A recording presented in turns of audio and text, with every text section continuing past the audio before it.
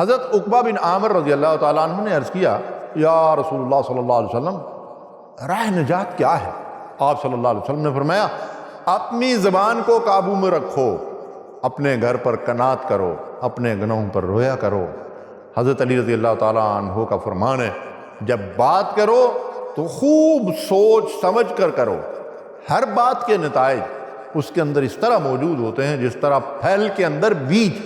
حضرت معاذ رضی اللہ تعالیٰ عنہ نے عرض کیا یا رسول اللہ صلی اللہ علیہ وسلم جو کچھ ہم بولتے ہیں کیا وہ سب لکھ دیا جاتا ہے؟ آپ صلی اللہ علیہ وسلم نے فرمایا معاذ تیری ماں کا بلا ہو، لوگ اپنی زبانوں ہی کی وجہ سے اوندا منہ گھسیٹ کر جہنم میں ڈال دیے جائیں گے، الیاذ باللہ۔ ناظرین انتہائی خطرناک معاملہ ہے۔ زبان کی حفاظت جنت کی ضمانت، اور زبان کو بے لگام چھوڑ دینا جہنم کی وادیوں میں ڈبکیاں کھانے کے مترادف ہے، الیاذ باللہ۔ اللہ کے نبی صلی اللہ علیہ وسلم نے فرمایا جس نے خاموشی اختیار کی وہ نجات پا گیا۔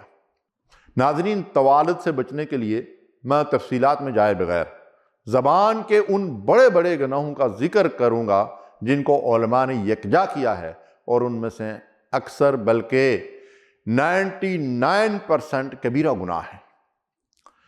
جھوٹ بولنا، جھوٹی قسم کھانا، جھوٹی گواہی دینا، غیر اللہ کی قسم کھانا، لعنت ملامت کرنا، افواہیں پھیلانا، غیبت اور چغلی، تہمت، بہتان تراشی، فحش باتیں اور گالی گلوچ، سب زبان کے گناہ ہیں اور کبیرہ گناہ ہے۔ وعدہ خلافی، احسان جتلانا، بغیر علم کے فتوے دینا یا خلاف حق جان بوجھ کر فیصلہ کرنا، اللہ اور رسول کی طرف جھوٹی بات منسوب کرنا۔ نبی صلی اللہ علیہ وسلم نے فرمایا جو شخص میری طرف جھوٹی بات منسوب کرے وہ اپنا ٹھکانہ جہنم میں بناتا ہے۔ اسی طرح کسی کا راز فاش کرنا، کفریہ اور شرکیہ کلمات زبان سے ادا کرنا، اسلام اور دینی تعلیمات سے کسی چیز کا مذاق اڑانا، جیسے بعض لوگ داڑھی، پردے اور حدود اور تعزیرات کے بارے میں الٹی سیدھی باتیں کہتے رہتے ہیں، جادو اور غیر شرعی جھاڑ پھونک کرنا، غیب کی باتیں بتانا یا غیب دانی کے دعوے داروں سے کچھ پوچھنا، بغیر شدید ضرورت کے سوال کرنا، یعنی شدید مجبوری کے بغیر بھیک مانگنا۔ نبی صلی اللہ علیہ وسلم نے فرمایا قیامت کے دن مجبوری کے بغیر بھیک مانگنے والے لوگوں کے چہرے پر گوشت نہیں ہوگا، الیاذ باللہ۔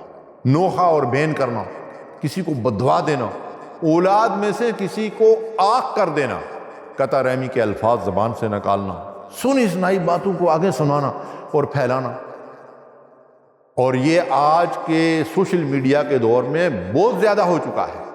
قول و فعل کا تضاد، فتنے پھیلانا، زبان سے تمسخر اور استہزاء کرنا، صحابہ اکرام رضوان اللہ علیہم اجمعین میں سے کسی کو ملامت کرنا یا ان پر زبان تان دراز کرنا، برے نام سے کسی کو پکارنا، تانے دینا، فضول قصے کہانیاں جن میں جھوٹ ہوتا ہے ان کو بیان کرنا، غصہ اور غیظ و غضب کی حالت میں زور زور سے بولنا، اپنی زبان سے والدین کو ایذا پہنچانا اور لوگوں کی تعریف میں مبالغہ آرائی کرنا۔ ناظرین زبان دراصل دل کا ڈھکنا ہے، اور یہ دل کی ترجمان ہوتی ہے۔ جن لوگوں کے دلوں کے اندر بغض، حسد، کینہ، دشمنیاں ہوتی ہیں، وہ جب زبان کھولتے ہیں تو ان کی زبان زہر اگلنے لگتی ہے۔ اللہ سے دعا ہے کہ وہ ہمیں اپنے دل و دماغ، اپنی زبان اور تمام اعضاء و جوارح کی حفاظت کی توفیق دے، آمین یا رب العالمین۔ صلو علی